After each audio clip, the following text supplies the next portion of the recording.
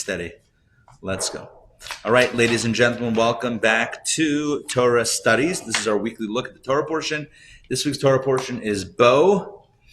My joke, it's funny because for years I've been doing the Bo Jackson joke. Remember Bo Jackson? Football player, baseball player, Nike rep. And it was always his commercial, man, it was years ago, was Bo knows baseball, Bo knows football. So my joke for this week's Torah portion is Bo knows Torah. Or maybe Torah knows Bo. I don't know. It works one way or the other. But now there's another football player named Bo Nix, who unfortunately got injured. But anyway, that's beside the point. But it's good to see you all. Bo, the numerology of Bo is 3. The letter Bet is the second letter in the Hebrew alphabet. The letter Aleph is the first letter. Add them together, 2 + 1 = 3. And that's an easy way to remember that there are 3 of the 10 plagues in this week's Torah portion, including the plague of locusts, the plague of darkness, and the plague of the death of the firstborn. And in fact, the theme of this week's Torah portion, Bo Nix needs to study Unkelus. Okay, that's very good. That's very good. Oh, hey, Adrian, good to see you. Steve, you've outdone yourself on many levels. Okay. Here we go.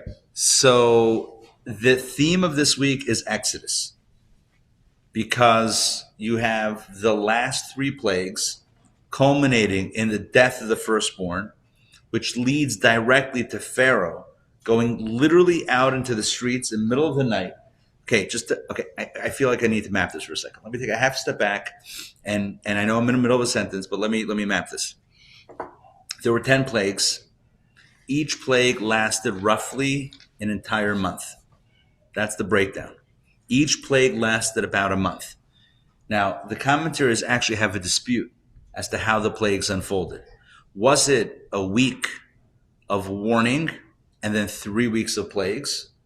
Or was it a week of plagues and 3 weeks of warnings, or some other combination therein?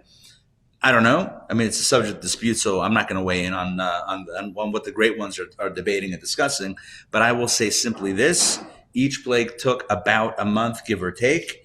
10 plagues equals 10 months. And so when you read it in the Bible, in the Torah, it spans a few chapters, and before you know it, the Jews are slaves, and then they're free, and it's a week later, it's all over.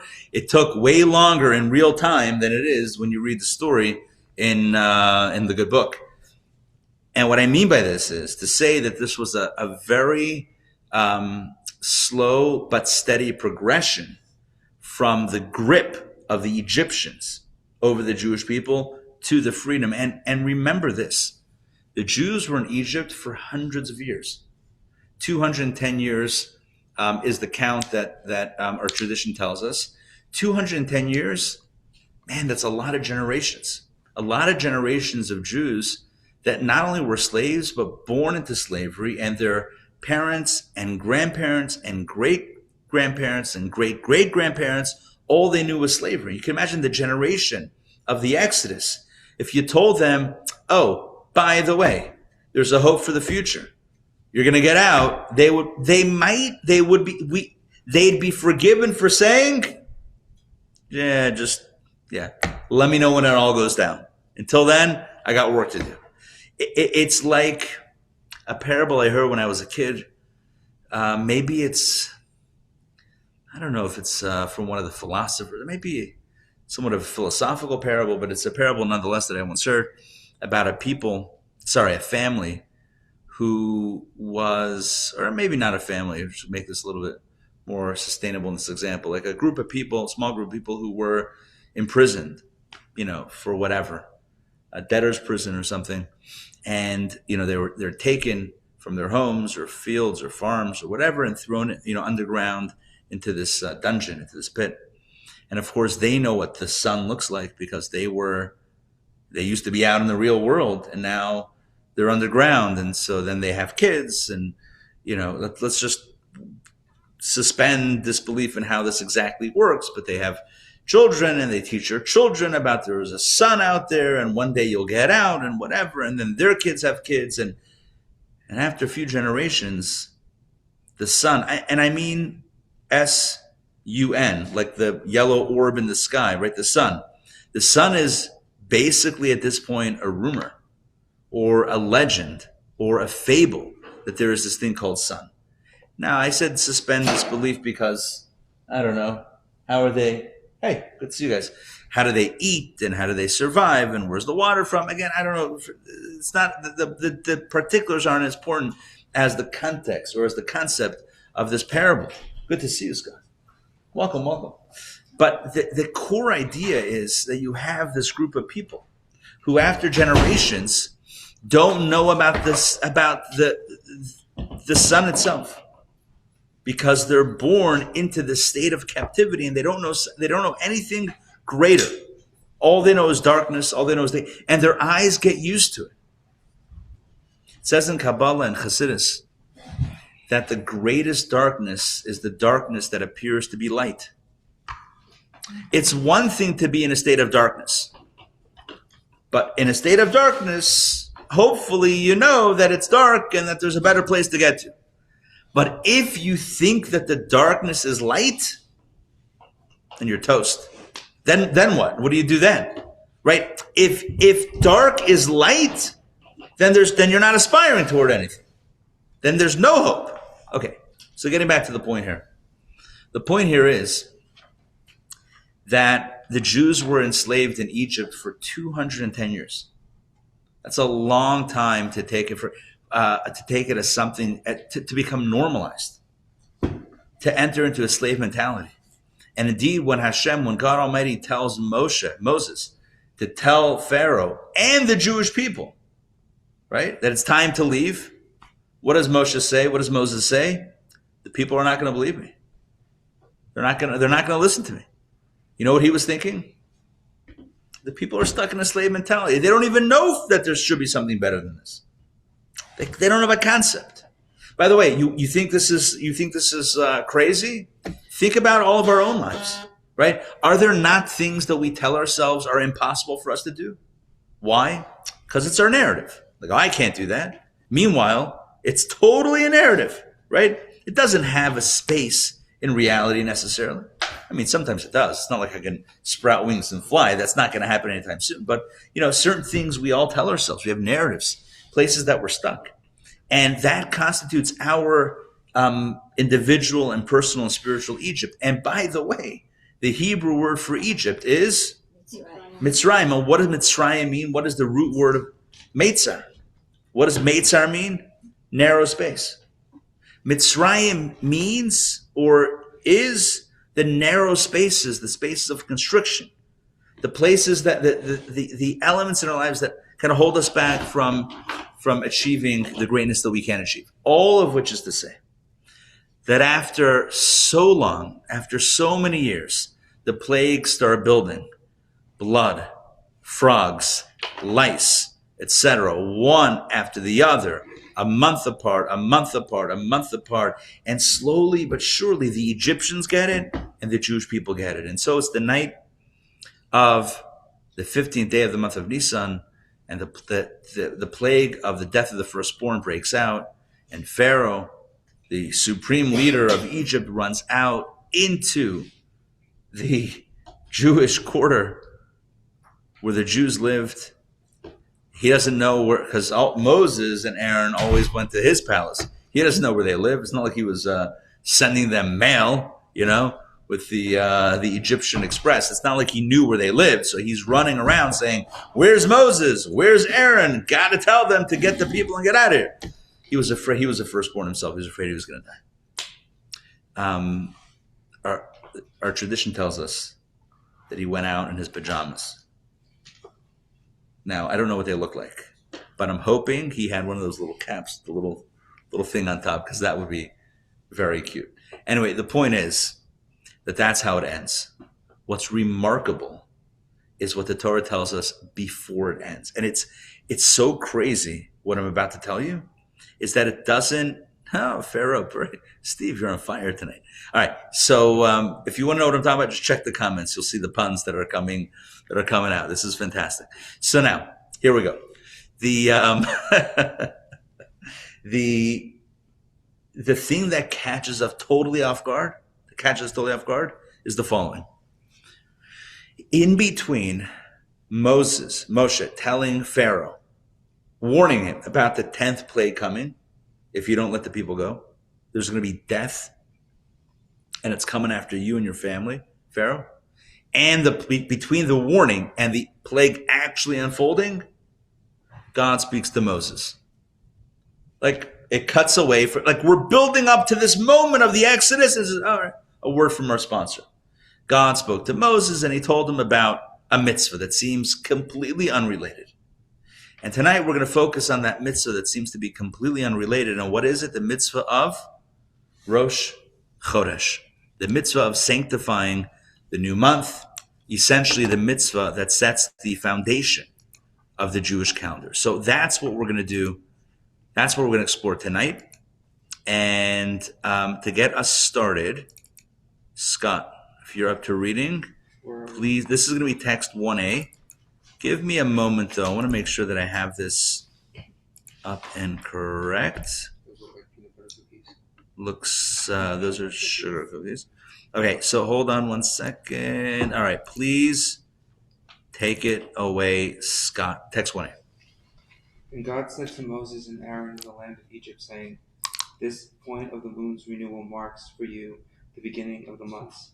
This month will be for you the first of the months of the year." Okay, so that's it. 2 verses, and these 2 verses are all about the Jewish calendar. Let's break it down. It's really the second verse that's the teaching. I'm going to read it in Hebrew because anything that's a translation is already going to be a commentary. HaChodesh Hazel Lachem Rosh Chadashim Rishon Hu Lachem L'Chadshei Hashana. If I were to translate that literally, I would translate it as follows. HaChodesh Hazeh Lachem, this month for you, is Rosh Chadashim, is the head of the months. Rishon Hu Lachem L'Chadshei Hashana, it is the first for you for the months of the year. Here a month. So it sounds like it's saying that this month is the first of the months of the year. What's this month? What are we talking about? And what does it mean, HaChodesh Hazeh, this month? So Rashi, in his commentary, offers us a very interesting comment. Scott, please read text 1b, where we have Rashi's comment. God showed them the moon and its point of renewal. He said to Moses, "When the moon renews, it will mark the beginning of the month for you." However, Torah passages cannot depart from their straightforward meaning. God was referring to the month of Nisan and saying, "This will be the first in the order of months. The following month, Iyar, will be the second month, and Sivan will be the third month." Okay, so Rashi cites 2 pieces of commentary, or makes 2 points. Number 1, he says God showed them, Moses and Aaron, the moon at its point of renewal. You know what that means? The new moon. The new moon. What it looks like after it's vanished, not really, but after we don't see it anymore, and when it comes back, like what size, what shape, what position, where is that moon, what is that moon, what does it look like? The beginning of the crescent, what does it look like? And then he said to Moshe, when it looks like this, that day is Rosh Chodesh. Rosh Chodesh means the first day of the month. That will always be the first day of the month, of the Jewish month, is always when the moon reappears, and God showed Moses exactly what that looks like. And then, in second point, Rashi says, it also means the way I translate it literally, that this month, Nisan, the month of Nisan, is now the first of the months of the year. And when you count the months, this should be counted as number 1. Okay, 2 different points. Let me break these down one at a time, starting with the second point first, because that's way easier. The second point is like this. Although the Jewish year begins with Rosh Hashanah, and Rosh Hashanah is in the Jewish month of Tishrei, the first day of Tishrei is Rosh Hashanah. Nonetheless, in biblical, in Scripture, when Torah refers to month 1, month 2, month 3, month 4, etc., it always counts from the month of Nisan, which is the month in which the Exodus happened. Now, just as a point of reference, the Exodus happened on the 15th day of the month of Nisan, which, if you're following me with the moon cycle, is a full moon. The 15th day of every Jewish month will always be a full moon. Because remember, the first day, the lunar cycle is, how many days is the lunar cycle? 28. 29 and a half. 29.5 days is the lunar cycle, which means that some 29 and a half days.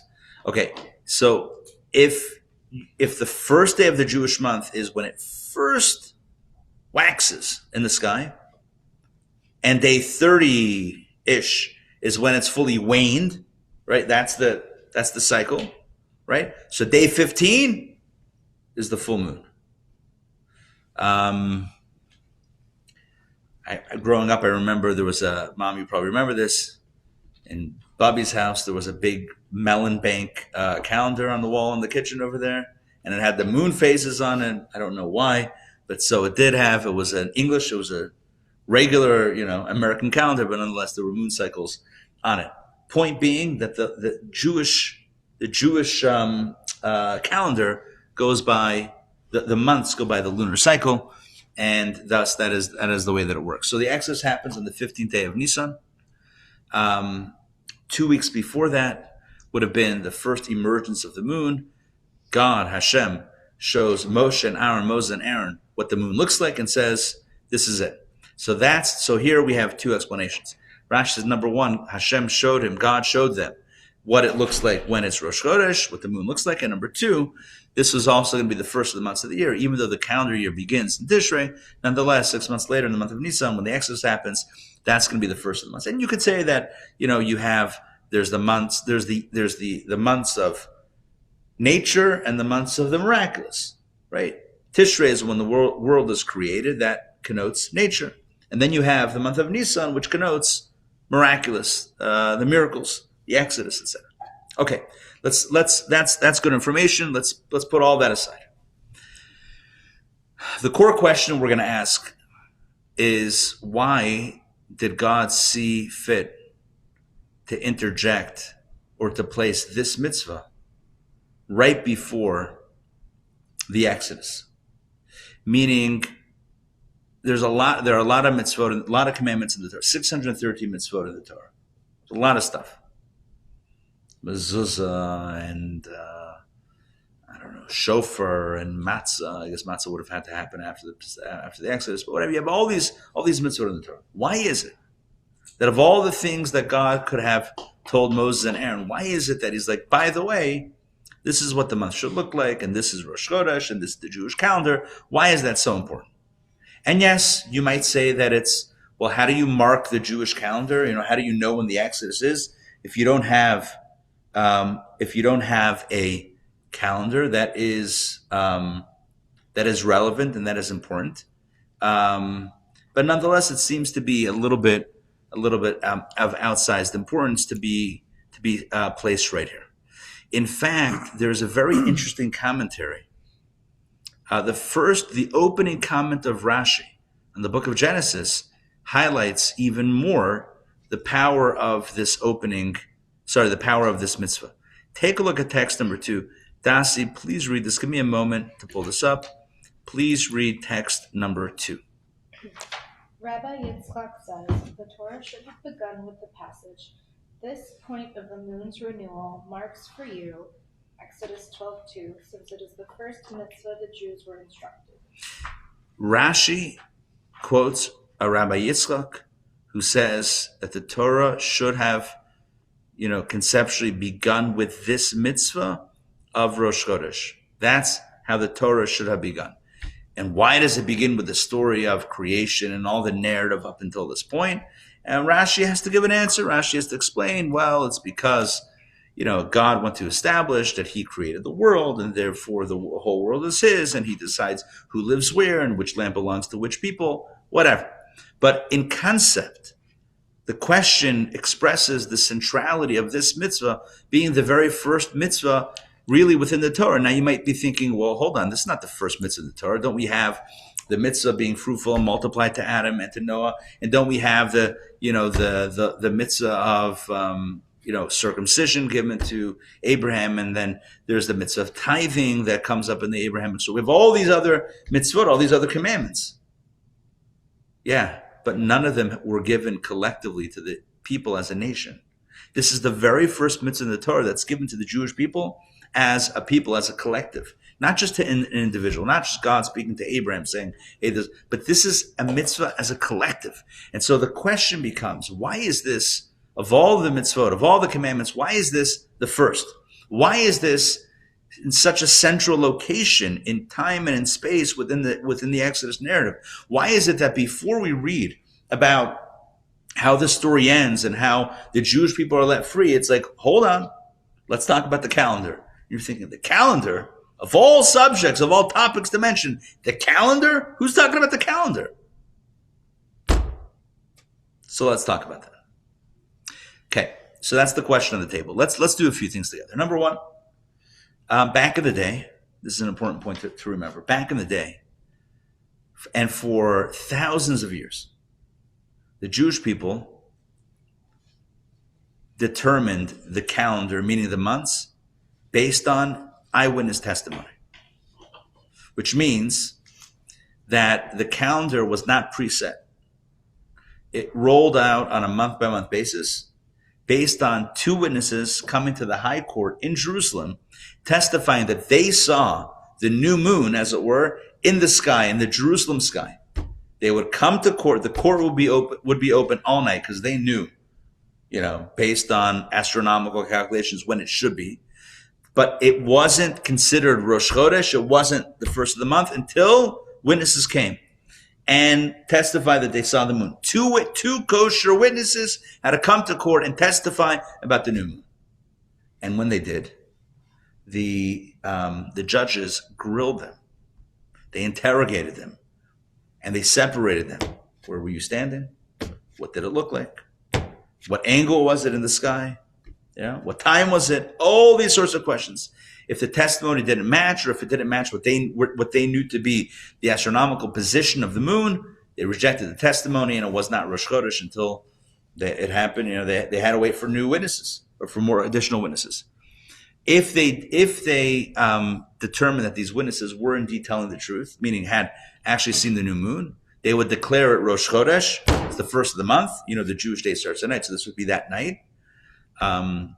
How would they say the Hallel prayer in the Ma'ariv in the evening prayer? I don't know. I don't have an answer to that, but I guess they just wouldn't, because the court was open all night. They would, if they were accepted testimony, then they would start lighting torches. They would go to the highest mountaintop in Jerusalem and light a massive torch. Right? Think of like these, the opening games of the Olympics. Olympics are coming up, right? Mm-hmm. What do we have? Winter Games? Mm-hmm. Right? NBC is sponsoring it or something? Is it NBC? I don't know. Someone's making money on this. A lot of people are making money on this.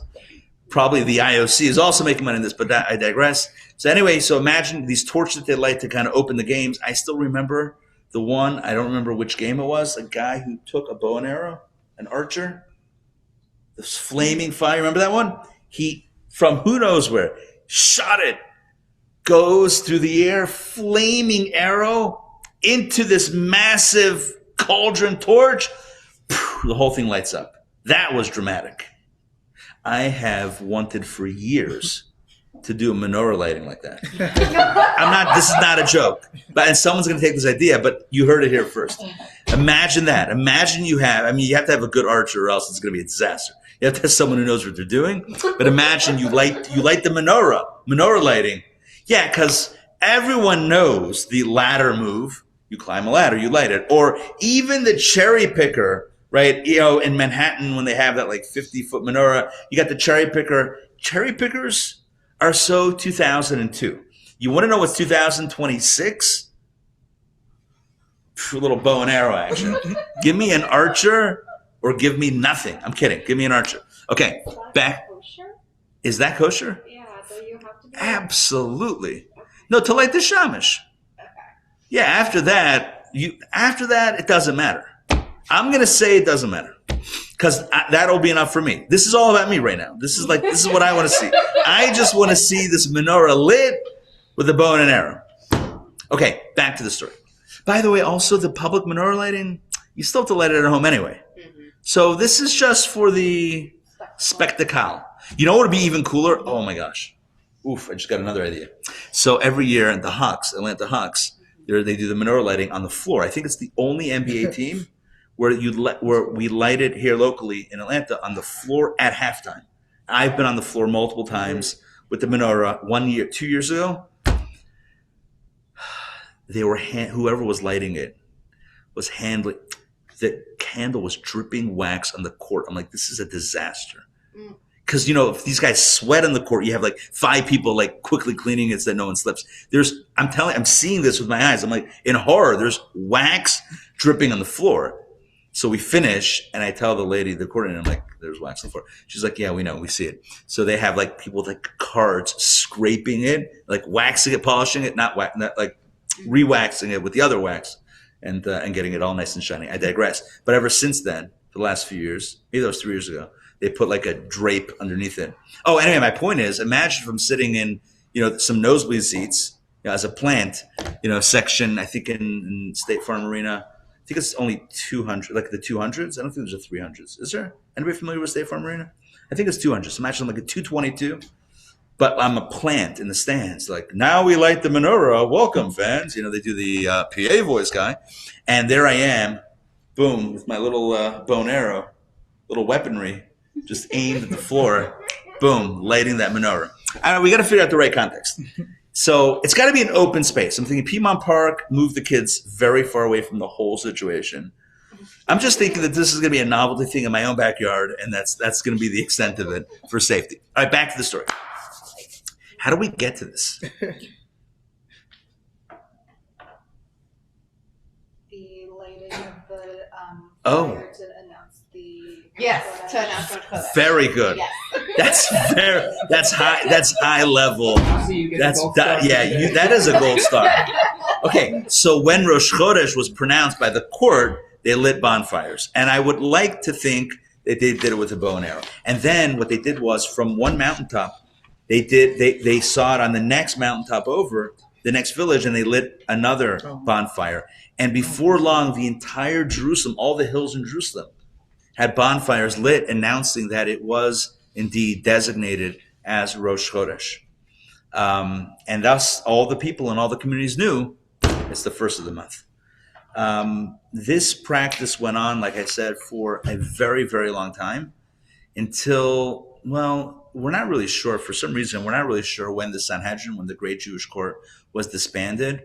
I think functionally they kind of ceased to function in the 400s. So that's about 1,600 years ago. But for the first, I guess, 1,500 years, this is how it rolled. And then ever since, we've been using a calendar. So let's just talk about the lunar month for a moment. And I know I spoke about this a little bit earlier, but I think it's important to note how this works. Basically, the Jewish calendar is, the year is divided into 12 months, each month being approximately 29 and a half days, or being 29 and a half days. And if you run the numbers, 29.5, pull out a calculator, times 12, that equals, as we know, 354 days. And that's a Jewish year. 12 months of 29 and a half days is 354 days total, which makes it, of course, 11 days less than a solar year, because a solar year is 365 and a quarter. 365, we'll leave the quarter aside for right now. 365 minus 354 is 11, which means that every year, the Jewish year comes back around 11 days sooner than the secular year does. And so every 3 years, it's going to be 33 days, and then 44 days, and then 55. And the math is easy because 11 times the number is the number, right? Twice. And so it's very convenient to do the math here. But after 9 years, if you have this objective starting point, 9 years later, the Jewish calendar is going to be bumped up 99 days. That's like 3.5 months almost. So there's a provision in the Jewish calendar called a leap year. And a leap year is not like we'll add a day in February and call it a leap year. That's not a leap year. Leap year is a whole month to push the whole thing forward another 29 and a half days. And you do this on a 19-year cycle, alternating every 2 or 3 years. It's a very interesting algorithm of how it's done, but all of this is done. Today, we have preset calendars, and the calendar is set, whatever we have a preset. But back in the day, it was always done by this very fine calculation. It was done by the eyewitness testimony that then became part of how these days were sanctified. What's also important to note is the concept of justifying the lunar and the solar calendars together. You see, people have the mistake, or people make the mistake of thinking that the Jewish calendar is lunar based. It's lunar and solar based. It's lunar in the months, but lunar plus solar in the years, because like I just mentioned, you have these leap years that come around every 2 or 3 years, which then help to justify and keep the Jewish calendar lined up with the seasons of the year. One of the major reasons for this is because Passover always needs to be in the spring. So remember, if you didn't have these leap years, after 9 years after the original Exodus, Passover will come around 3.5 months earlier than, let's say, if Passover in the first year was, let's say, April 1st, which I don't know if April existed back then, but let's say it was April 1st. Well, 9 years later, it would be bumped up by 99 days, and it's now falling out somewhere in the middle of February? No, January. Right now it's January. Or more than January. Right? January would be 3 months. Now it's December. Right? Now it's December 21st is Passover. And that's not going to work. Because it's not meant to be a white Passover. Right? That does not work. And no one made songs about that. So you have to have the leap. So the Jewish calendar really justifies the solar and the get the songwriters on this one. It really justifies the lunar and the solar years. Okay, so that's the next part. Now let's keep on moving forward with. So instead of doing archery with the menorah, we'll be doing archery with the seder plate, like the shank bone. I'll be going. Yes, archery with a shank bone. That would be. I don't even know what that would look like. I'm just thinking more of like using matzahs as targets. You put up a little matzah, a round matzah. Boom. I don't know. Such a satisfying crack. It would be a very satisfying crack, but it would also be the most expensive targets ever forged. I'm assuming it's the hand-baked round matzah, which is like now at this point, 2025 or 6 prices, it's about $40 a box. Really? Not at Costco. You can get that stuff at Costco for cheap still. I don't know how Costco works, but they figured it out. They cracked the code. They twist everyone's arms. It's amazing. It's like $18 at Costco. Everywhere else, $40. Also, I like the whole wheat stuff. Whatever, personal taste. I digress. This is not about my matzah habits, although it could be, totally could be. But archery. It is about archery, and that's the end of it. Now let's get back to the story over here. So, what we're going to do next is focus on another text or two from our text. Take a look at text number 3. And here we have a very interesting, it's more than a play on words. It's really understanding the depth of the language. The Hebrew word for month is, what is it? Chodesh. Chodesh also is related to the word chadash, which means new. And in fact, the reason why the month is called Chodesh is because it's chadash. It's a new cycle of the moon. It's a new lunar cycle. Every month is a new lunar cycle. By the way, in the standard secular calendar, when I say secular, I mean Gregorian, I guess it is, Gregorian calendar, the months don't play any significant role. There's no astronomical reason for months. There's the unit of a year, 365 days, but 12 months, they don't mean anything. It's just a random division of 365 into 12 for whatever reason. In the Jewish calendar, the months are significant. Maybe the years are a little less significant. That's also a cycle, but whatever. But it mainly goes by the months in the Jewish calendar, as far as by the moon for the months. The point is that Chodesh, which means month in Hebrew, is related to the word Chadash, which means new, which relates to the renewal of the lunar cycle. But this also bespeaks the purpose of Torah, mitzvot, and really the way Judaism looks at the world. And I'm paraphrasing text 3, which we'll read in a moment, but it's very important to understand this idea. And that is that the purpose of Torah and mitzvot is to bring about something new and novel within creation, within reality, within existence itself. And to explain this, I want to give the example that's brought in Kabbalah and Jewish mysticism about the talking parrot. So it says like this: imagine a king who has it all, right? Back in the day, they used the analogies of kings to, signify or signal somebody who has it all. Money is no object, and you get whatever you want. But you still want to be entertained. But how do you entertain someone who has it all? So they get the king a parrot. What's a parrot? A talking bird. Do parrots talk, or do other birds? Other birds too? Like a cockatiel? I think the family. Family. Parrots are Family parrots. Reminds me of the guy who brings the parrots at high holiday services, Rosh Hashanah. You know the story? And the person at the door says, "What are you doing? Birds are not allowed into the service." He says, "No, this is not just a parrot. This is a parrot. This is a Jewish parrot, well versed in the prayers. This parrot can pray along with the congregation." And indeed, this parrot was well versed in Hebrew and everything. Could sing the Unasana Tokaf like no one's business. Like could sing, like keep up with the service. And it's the culture that we're in. So immediately everyone pulls out bets. That's how it works. DraftKings is getting in on it. And the next thing you know, there's a whole betting thing. So will this parrot actually perform? The guy gets in to the synagogue and they say, speak, or they maybe even at the door, they say, okay, let them give a sample. The guy says, all right, parrot, go for it. It's after like years of training and the parrot won't say anything. Mum, totally quiet. The guy's humiliated, loses all this money. That he gets home.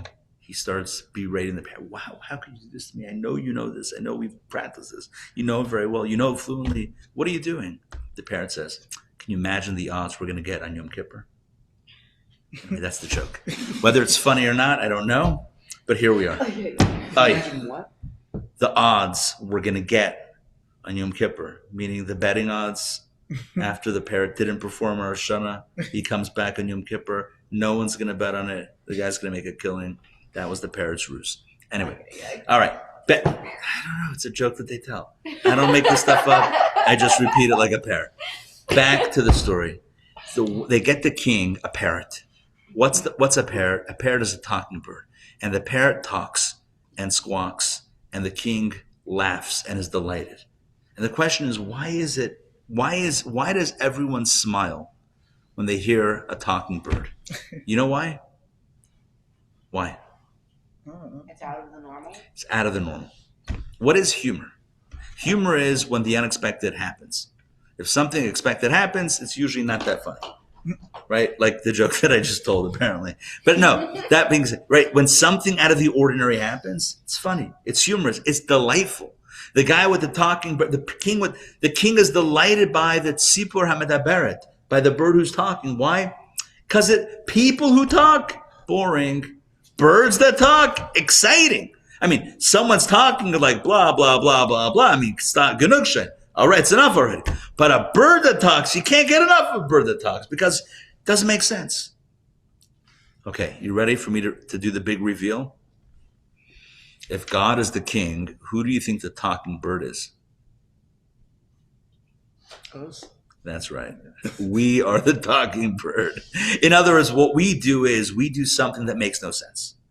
We are creatures of the earth, living in an earthly environment, living in an earthly world with material needs. And when we do something to transcend that, when we do a mitzvah, when we do a good deed, when we're there for someone else, when we speak to God, when we cut away from the materialism of our reality to do something a bit more meaningful, a bit more holy, you know what it does to God?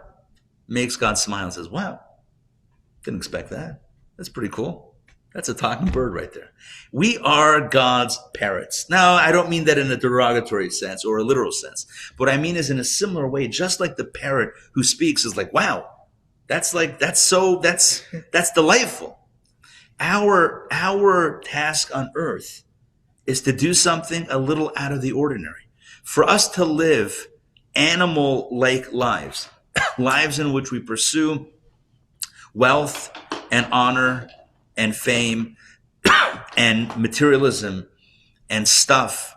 A life lived like that makes sense. Sure, that's how everyone lives. That's how, animals live, whatever, just to sustain self.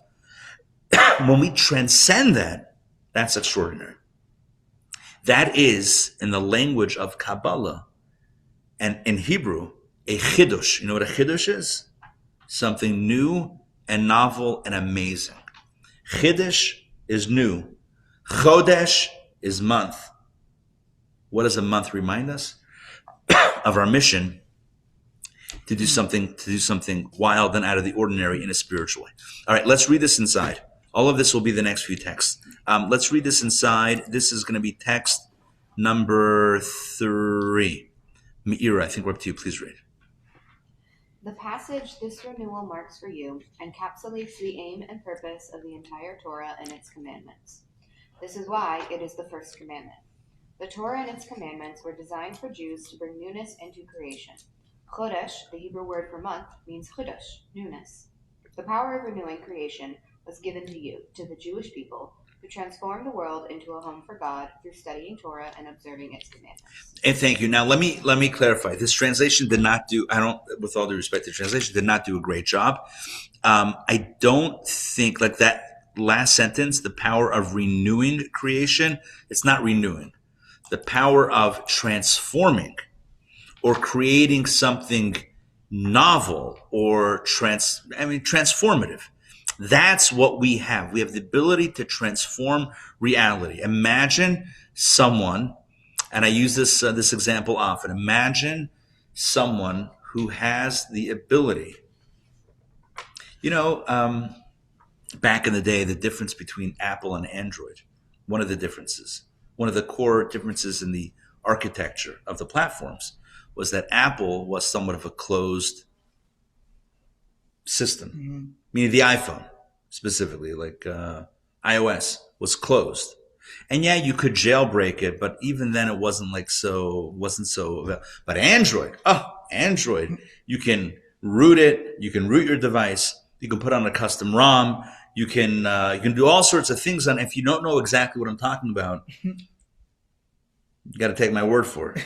I used to visit XDA developers. I was rooting and ROMing my phones like the best of them back in the day. This is what the ability, with Android, you had the ability. So Apple, though, kept you out. We don't want you to mess up the phone. We are curating the experience, and you're going to enjoy our curated experience. In fact, until recently, you couldn't even change the wallpaper. I don't know how recent it was, but a few generations in, you couldn't change the wallpaper. Everything had to look the way they wanted to look, whereas Android was totally customizable, and you could even go so far as to brick your phone. You know what that means? You can make it a paperweight. You can destroy it. And Apple's like, we don't want to let people do that. So we're going to put a wall around. You can't go past that wall, because if you go past it, you could totally mess it up. We don't want you to mess it up. So it's almost like God says like this: I'm going to create a world and then give you, human beings, the keys to the kingdom. You're going to have full access. You can blow it up. You can totally mess it up. And you can make it better. You can do nothing. That is your choice. This is the incredible vulnerability. And I use that word intentionally, the vulnerability that God has in his creation. God created many things before human beings that had no free choice. That essentially there's a firewall, they can't go past a certain line. They don't have the intelligence, they don't have the choice, they're not able to blow it up. Human beings can mess it up, but I'm not going to focus today on the negative, we're focusing on the positive. You know what human beings can also do? Rewire the world positively. They can take a material space and transform it into spirituality. This is like the law of Kabbalistic alchemy. It's taking the lead and turning it into gold. It's taking matter and turning it back into spirit. And I say back Because how did God create the world? He took spirit and rendered it matter. And our job is to reverse it, to take matter and render it spirit. Let's take a look at the next text, which expresses this really beautifully. Next text is for, wait, is this it?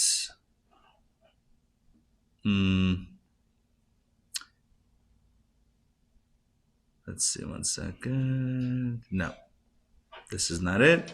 Okay, I don't know if I can find it right now, but what I just told you, okay, maybe it's not in the text, but it's another text. This idea of, no, it's not here. Okay, fine. The point is that that's our purpose in life. Our purpose in life is to do the inverse of how God created the world. God created the world by taking spirit and making it matter, and our job is to take that same matter and make it spirit. And that doesn't mean that we etherealize our physical world and make it and undo it. We're not like holding this magic spirit eraser trying to erase the fabric of reality. That's not literally what we're doing. What we're doing is injecting a deeper purpose and a deeper meaning into the fabric of our material reality. That is what we're meant to do. And that's what every mitzvah seeks to achieve. Every mitzvah, whether it's a mitzvah that's done with fire. Have I told you about my archery idea? I'm kidding. Right? Whether it's a mitzvah that involves fire, or whether it's a mitzvah like, lighting a menorah or Shabbat candle, whether it's a mitzvah that involves wine or grape juice, like Kiddush, Friday night to sanctify the day, or whatever, whether it's a mitzvah that involves flour and water, like eating matzah, like we mentioned a few moments ago, whatever it is, every mitzvah involves a physical action. Parchment made into a mezuzah or a Torah scroll. Every mitzvah involves some sort of physical object and physical action. And by doing a mitzvah with that object or use and in that action, what's happening is we're taking the matter of the universe, the matter of the world, and making it a little bit more spiritual. That is the chiddush. That is the newness. But here's the big idea. We do this with time, with the dynamic of time, when we sanctify the new month with Rosh Chodesh. Just like a mitzvah that involves parchment, turning parchment into a Torah scroll, just like that transforms the parchment into a holy item, sanctifying the month and Rosh Chodesh, you know what that does? Does the same thing. It transforms the fabric of time into something a little bit more holy. Does that make sense? You can transform an object in space into something holy. You can also transform the very entity of time into something holy. So now let's talk about time. We've been talking about time, but let's talk about time on a deeper level. There's two things that are at the bedrock of our created reality, and that is time and space. Those two elements are at the core of what we call created reality. Look, everything we know, everything we've ever experienced is locked into the limitations of time and space. Either exists in a certain space or at a certain time or in a space and a time together, whatever it is, it has to play by those rules of time and space. A thing cannot occupy, what is it? These are laws of physics, right? A single body cannot occupy two spaces. Or is there something like this? Two objects can't occupy. Yeah, two objects can't occupy the same space. We all found that out when we were trying to park in that parking lot, and two cars were coming at the same time, and only one car can park there. And you can't be here and in Miami at the same time unless you're in Miami, in which case, enjoy the weather because it's kind of cold over here in Atlanta. But you cannot be in time travel is also like the way we, even in science fiction, imagine time travel is still within the limitation of time and space. But imagine if we could move laterally. Imagine if even back to the future, right? Michael J. Fox and Christopher Lloyd, Professor Brown, right? Got to go 88 miles an hour. In the DeLorean, boom, to transport back to 1968, right? It was 88. I don't remember the year, but it was my birthday. Was it 80? It was 1988? Five. Or 84? Or 85? 85? Right? Because they went back 30 years. They went back They 30. went forward 30 years, and it was 2015. So It was 2015, 15? Okay, everybody was interesting. all like, So it was on the fives? All right. Yeah, Okay. I think. But even as we imagine time travel, you know what that means? We imagine moving linearly through time. We were here and we're going to move there. We're still imagining like time travel in a linear way. We're still stuck within the limitations of time and space.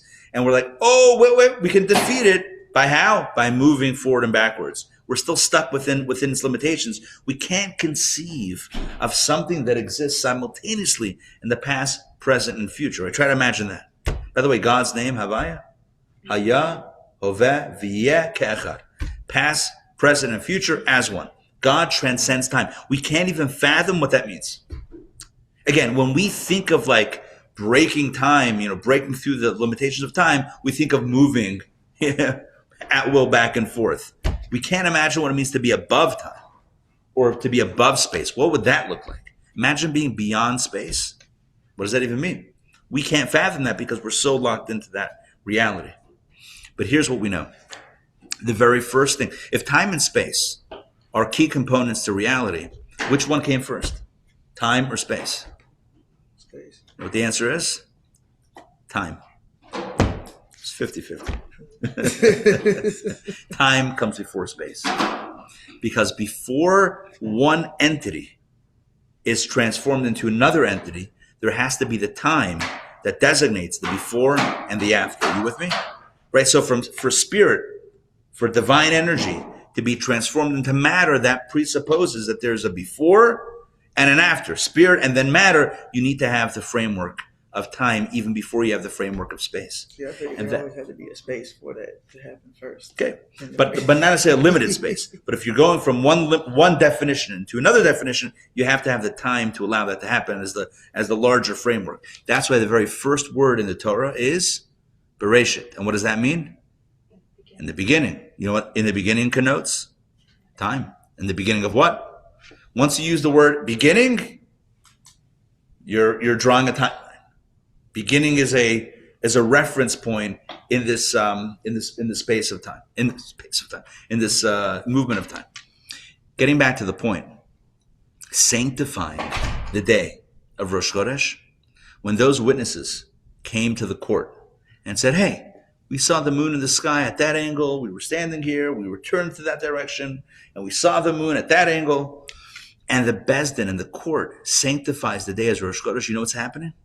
What's happening is that they are elevating time itself. They're turning a regular day into a mini holiday. The mini holiday of Rosh Chodesh, which is on the Jewish calendar, it's a special day.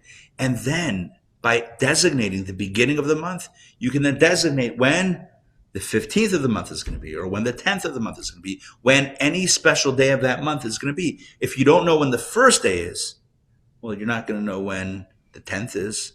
So when is Yom Kippur, which is the 10th of the month of Tishrei? How do you know Yom Kippur if you don't know when the first day is? And how do you know when the 15th day, which is like Sukkot or Passover, if you don't have the first day? And how do you know when Chanukah is, which is the 25th day of the month of Kislev, unless you know, again, when the first day is? So it turns out that when you sanctify the day of Rosh Chodesh, what's happening is that you're elevating the entire fabric of time and saying time is not just some sort of random passage of moments, but it's rather something that itself can be utilized for a higher purpose. So just like taking the piece of parchment and writing the letters of the Torah on it, render it a Torah scroll and therefore a mitzvah object, sanctifying a day as Rosh Chodesh is elevating not only that day, but the entire substance, the entire framework of time becomes elevated through that process. Does that make sense? Sort of? Yeah? Elevating time through the pronouncement of Rosh Chodesh. Okay, so now we can do some text and then close it out. All right, so take a look at 5a, if you don't mind. Hold on. Did you read, Mira? You did read. Toba, please read 5a. The term world applies exclusively within space and time. Space denotes east, west, north, south, up, and down. Time represents the past, present, and future. Okay, and take a look at 5b as well, please. You exist. Before there was time, you were there. And before there was space, you were at rest. Referring to God existing before time and space. But again, which one is mentioned first? Time and then space, indicating that time precedes space. Take a look at 5c. The Sepharno says what I said a few moments ago. One more. This refers to the beginning of time. This was the first indivisible moment of existence. There was no time before this. So that's in the beginning. The very first words of the Torah, the very first words of the Bible, connote the beginning of time itself. Okay, so now let's fast forward. I'm going to read another text or two and then close out the session. So take a look at text. Let's go. Here we go. Text 9a and 9b. This is very interesting for Maimonides.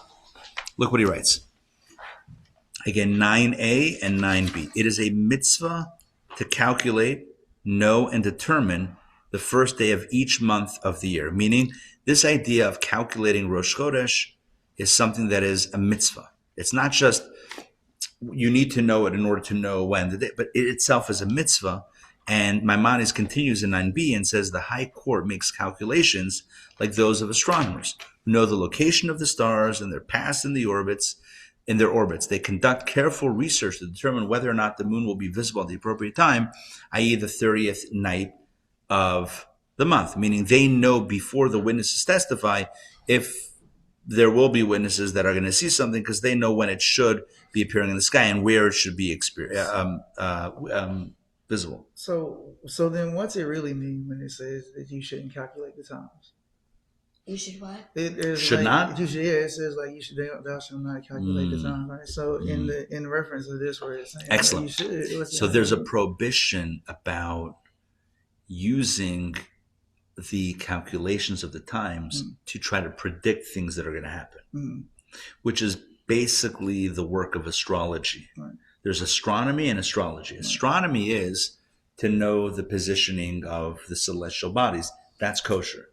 Astrology is a little bit more complicated. Right. Astrology says, based on the position of the stars, I know it means that you're going to meet the person of your dreams. That's already something different. That means that there's messages that we can glean or predict from the position. Right. So this is not calculating the position of the moon vis-a-vis a prediction. This is just saying, for the purpose of determining the calendar, which is set by the month, set by the appearance of the new moon, this is what we're gonna. So it's a little bit of a different utility. But even within astrology, I don't want to oversimplify. I was gonna say because even like Abraham's astrology. Yeah. There's kosher astrology. I think what it means is like what you're saying is kind of like.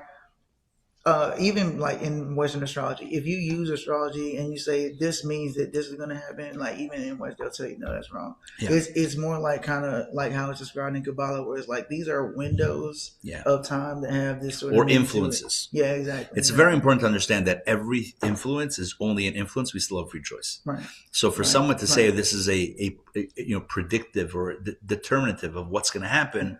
That's already not kosher to say that that's definitely going to. So we believe in radical free choice, that we have the ability that despite all the pressure one way, we can still choose to pivot and act in another way. All right. I want to conclude with the following text. There's one more text, which is text number 10. This is from the Rebbe's teachings. Very beautiful idea. God's purpose in creating the months of the year is not entirely fulfilled by consecrating the first of the month and the festivals, meaning specific days of the month. It is fulfilled when we reveal that the entire spectrum of time, all the days of the month, were created or was created for God's sake. This is accomplished by fulfilling the mitzvah of calculating and knowing all the details of the lunar cycle, the moon's orbit, and the position of the stars to determine when the first of each month will fall. Merely establishing and consecrating the first of the month and the festival dates leaves the intervening days to serve as placeholders for the sacred festival dates, meaning we only need to calculate the entire month to know when Rosh Hashanah and the other holidays will fall. However, when we calculate the entire lunar orbit for the whole month to know when the first of the month falls, the entire month becomes part of the mitzvah. The mitzvah is not just to consecrate the first of the month, the mitzvah is to calculate and know that the entire time continuum was created for a divine purpose. And this is how we end the class, which basically with the idea that, our job in life is to elevate the mundane. And This applies to physical objects, but it also applies to the construct of time itself. Our job is to elevate time, and we elevate time by recognizing that it's not simply mundane, and it's not simply a continuum, and it's not simply something that marches on, in this like unrelenting fashion, but rather something that is waiting and laden with incredible opportunity and energy, and it's waiting for us to unpack it and to tap into it. Every day is special. Every moment that we have is special. Every day is filled with an opportunity. I mentioned this in the last course that we taught, the Kabbalah of Meaning, last July course. We're starting another one tomorrow. But the last one we did was called the Kabbalah of Meaning. And one of the lessons there I explained was about time. And I explained that, if let's say you could do a good thing today, you have a chance to do a mitzvah today. And you say, what, I'm not going to do it today. I'll do 2 tomorrow. So if you're keeping score on one level, it's the same. Whether you did 1 a day or whether you did 2 on one day, it's okay. So you made up for it. But on a deeper level, you missed the point because there was an energy and a potential for today that you missed. There was an opportunity to do something good so imagine like you have an opportunity to spend time with a loved one, a child, a spouse, a sibling, right? A parent. And instead of spending time with them, you went to the mall and you said, what, tomorrow I'll spend double the amount of time. Okay, that's good for tomorrow. But what about today? Today I didn't connect. I had an opportunity. I could have connected, but I didn't connect. It's the same thing with time. Every day, really every moment, but I don't want to get too radical. But every day at least, there's something that can be done, something beautiful, something special that can be done. And if we don't do it that day, we might think that we're compensating another day, but it's not really compensation. It's missing out on the energy of the day. Rosh Chodesh. Exactly. So Rosh Chodesh reminds us, the mitzvah of this week reminds us of the importance of time. And so now we answer the original question. I asked, why is it that of all the things that could have been taught to the Jewish people before the Exodus, why this? And you could say on a pragmatic level, because how are you going to know when the Exodus happened if you don't have a calendar? Because what day was it? You use the Egyptian calendar? We have to have our own time so we know when to observe. So that's on a simple level. But on a much deeper level, here's perhaps an answer. What's the one thing that a slave doesn't have control over? Time. I mean, I guess there's more than one thing, but one of the things is time. You don't have control over your schedule. You're told what to do and when to do it. And you don't have control over your time. The one thing we get back when we're free is time. And God says, I want you to not only be free and not a slave within time, but I want you to be a master of time. Not just to not be a slave in time. I want you to be a master. You know what that means? I want you to look at time and see the potential and elevate time itself. So there's 3 levels. You could be a slave to time. You could be neutral in time and waste time. Or you could be a master over time. And God is saying, don't just be neutral. Become a master of time. I once saw a video was made. The animations are very old, maybe 80s or 90s, maybe 80s. And it showed a bunch of people going to work. And it shows them, it's like cartoon. And it depicts them as transforming into the tool or the implement of their work. So you have a construction worker becoming a hammer.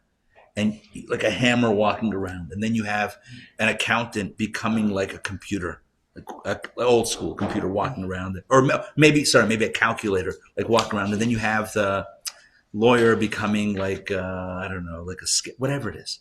It would depicted a few people going to work. And then it depicted Shabbat. Everyone comes home, the hammer and the calculator, they all walk home. They stop working. And they all go home for Shabbat. And as they step into the house, they come back. They transform back into human beings. And it reminds us of how special moments are. And how we can't, Shabbat is special. Holidays are special. Birthdays are special. Today was my daughter's 10th birthday. Reva turned 10 today. We're very excited about that. And, days are special. But it's not only those days, as the Rabbi just said. It's not only the special days that are special. Every day is special, and every day there's an opportunity to connect. So my call and my charge for all of us is, and for myself included, is to not take the time that we have for granted. The one message that God says to Moshe and Aaron is, tell the people, time is special. You got to sanctify time, elevate time, be in awe and reverence of time. We don't know how long we have. Every moment is precious, right? Life is like a picture postcard. I've shared many times before, right?